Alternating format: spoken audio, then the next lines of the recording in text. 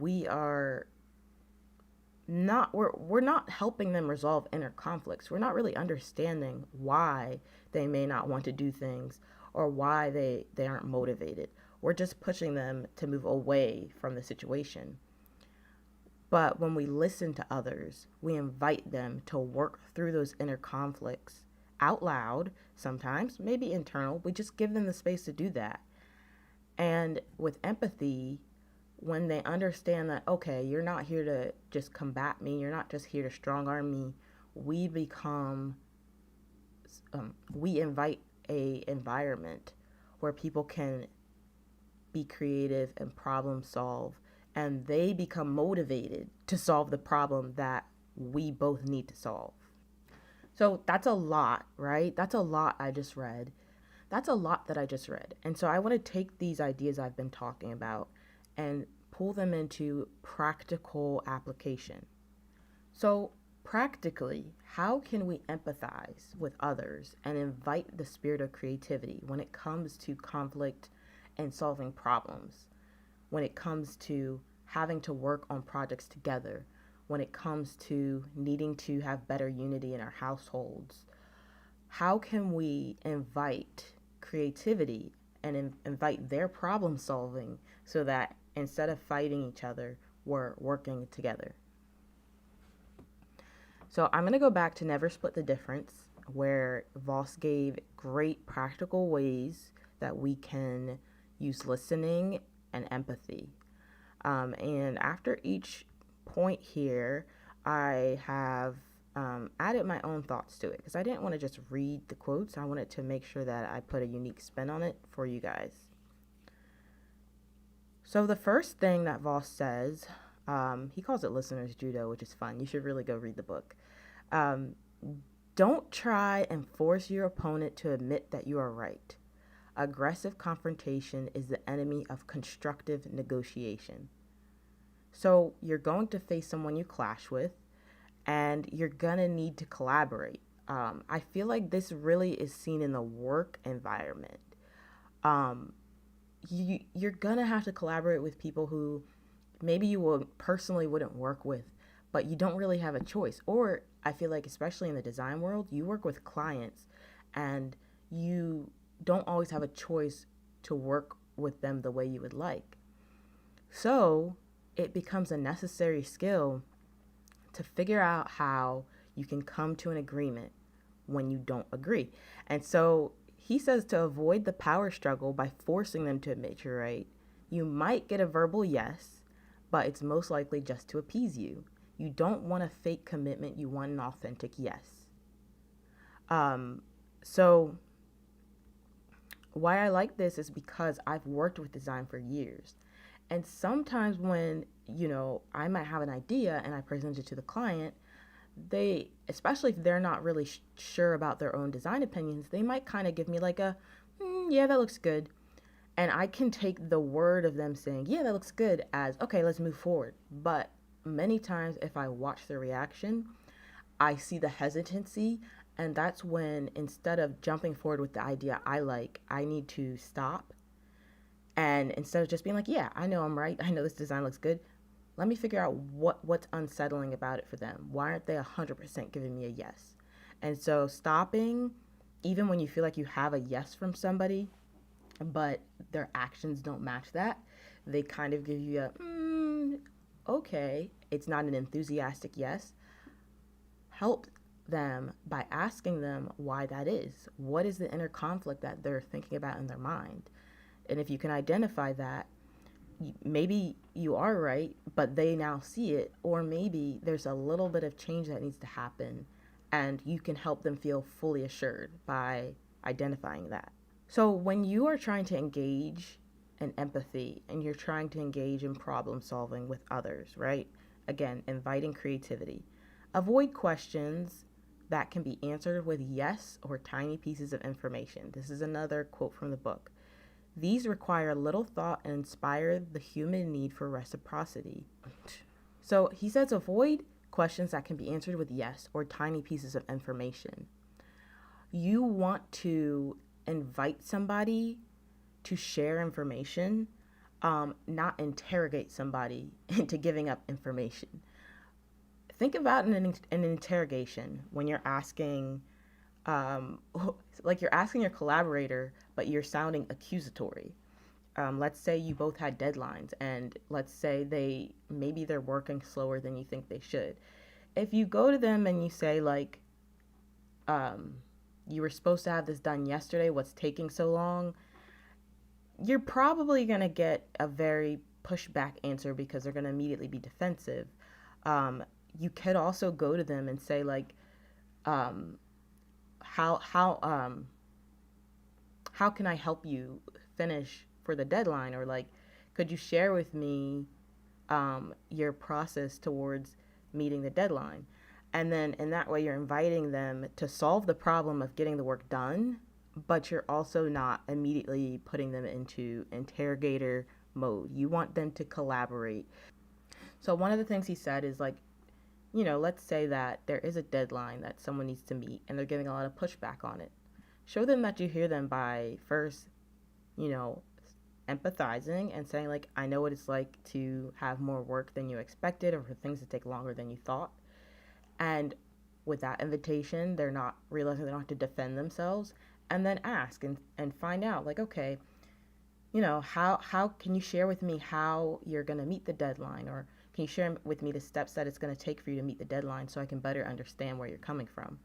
And that way you create a completely different environment for that person and for yourself. Another thing that he says to do is to practice empathy. We can ask calibrated questions that start with how or what. I just did an example of that. By implicitly asking the other party for help, they will give the other person a feeling of control. So when someone feels like they are in control, they feel more at ease to speak and share. So this book was focused on negotiations, so it's very much about kind of going in with strategy, especially at like in a business sense. But I'm really focusing on ownership of our lives, and our responsibilities. So what I took from this part where he's saying like, um, ask the party for help and it gives them the feeling of control. I think that if we learn to be confident in what we need in a situation where we need the creativity of others to solve our problems, we want them to feel safe. And unpredictability invites fear, but if your collaborator feels a sense of control, they can engage fully with themselves. So it's a really easy thing to do. Use how or what and avoid questions like why. And that's a huge thing he goes over in the book. Why sounds interrogative and it sounds accusatory. Instead, stick with how or what. So he goes at length about how why is a really aggressive way to get answers, and that it just immediately triggers a lot of people. So like you may really mean no harm by saying like, why do you want to do that, or why are you thinking of doing that way? It's probably not going to be received as empathetic. It's not being received as you're trying to understand them. If you want to invite that creative spirit into what you're doing, stick with how. And I believe the other one was, stick with how or what. So like I said earlier, how, can you explain to me how you are finishing up the project? What can I do to help make sure the project is done on time? Versus why are you so late getting the project to me? You see the difference. And so one of my favorite things that I've read in the book, that we can practically use every day is calibrate. Was that it? Yeah. Calibrate your questions. He says this again, but I loved that he says invite others to solve your problems. Now, the reason I think this is great, it's not about like, oh, let me just push off my responsibility onto other people. What I love about it is that often we need other people to accomplish our goals, but we try and do everything ourselves. And I don't know if you've ever been given like a fake job, like someone gives you something just to keep you out of the way. I mean, people do it with their kids all the time. They're like, here, like, go ahead and like, my daughter has a little mini broom, and I am like, here, just sweep over there so I can get the real work done. And as an adult, I am well aware when someone gives me like the busy work or the work that so I just feel important, like a manager of the front desk. It makes me feel really silly. I can't stand it. So my thing is that oftentimes people want to be a part of the solution. They want to be wanted, they want their expertise to be asked for, and you can really improve your communication, learn about people by inviting them to solve your problem. Um, and so, what I like to do when I feel like I have a question and I don't get clarity, I'll say, like, especially if I'm doing design and someone says, hey, I want a logo. And it's almost like they're leaving me to solve the problem, but I don't have all the information I need. I send it back to them and I invite them into the process. Hey, can you give me um, 10 words that describe the logo you're looking for? And until I get the answer I need, I keep asking them to solve the problem because the truth is they need to clarify what they want before I can deliver it. When I don't practice this, I design something for someone, say it's a logo, I give it to them and they say, something about the color's off. Could you make it a little bit bigger? Can we try this or that? And that ends up not really being beneficial because they're not being asked the right questions and I'm not giving them what they want. So I love when he says, invite other people to solve your problems. Um, this works well many times. And I would invite you again, read the book. It gives way more detail than I am. Um, so I am really starting to try and put into practice asking how and what. So, for example, at home with my daughter, when she doesn't want to do this or that, instead of saying, like, why would you make a mess? I ask, how can we clean up the mess? Or instead of, why are you doing that? I ask, what can we do instead? So that's just a small example of how you can use these questions to engage. And I will say that now, when I engage with her and try to understand her curiosity, I get much better results than when I'm like, why are you doing this? I still say why, but that's, I feel like that's normal, but I'm learning. That's my point. Um, so practically, he says, bite your tongue when you're attacked in negotiation. Pause and avoid angry emotional reactions. Instead, ask your counterpart a calibrated question. Solve problems, not people. So, unless you're a personal coach, solving people by forcing them to do what you want is exhausting and it's not productive. So when we have empathy and we understand other people's needs, we can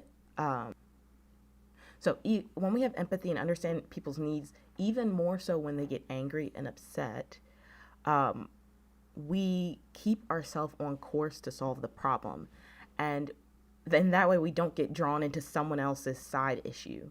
So many times when someone gets angry, if you've ever done customer service, you'll get angry customers and they will sometimes resort to name calling and yelling, and they're trying to draw you in to feeling the way they feel. Maybe they feel taken advantage of.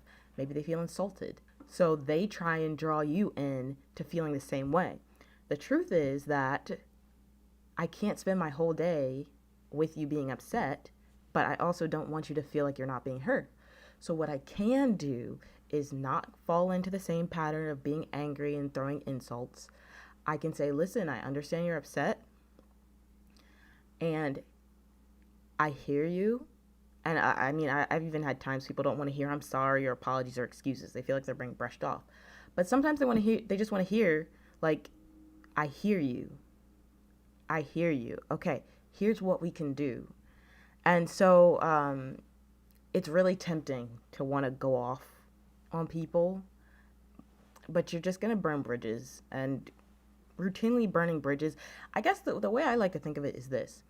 the base level you set becomes your norm. And what I mean by that is, if when you engage with conflict with people, you immediately go to 10, you're immediately cussing them out, you're immediately ready to fight, you're immediately talking about them, you're immediately getting messy. Like, if that's your base level, like, that's going to become your life. You're always going to have to be in that mode with people. But if you are able to gain control yourself when people are angry towards you or act inappropriate or are yelling, then you keep control of the situation, and you don't have to let them affect your day just because they're upset. It could be about something that has nothing to do with you. And that leads me into the next practical point, where he says there's always another team on the other side. So he says if you're not influencing those behind the table, you're vulnerable. And he is really talking about how in negotiation, there are always factors that you do not know about, and they can make a big difference. And so I think for us, if we want to guide it towards creativity and empathy, I think it's really understanding that there are factors that have nothing to do with you. Sometimes people are having a bad day.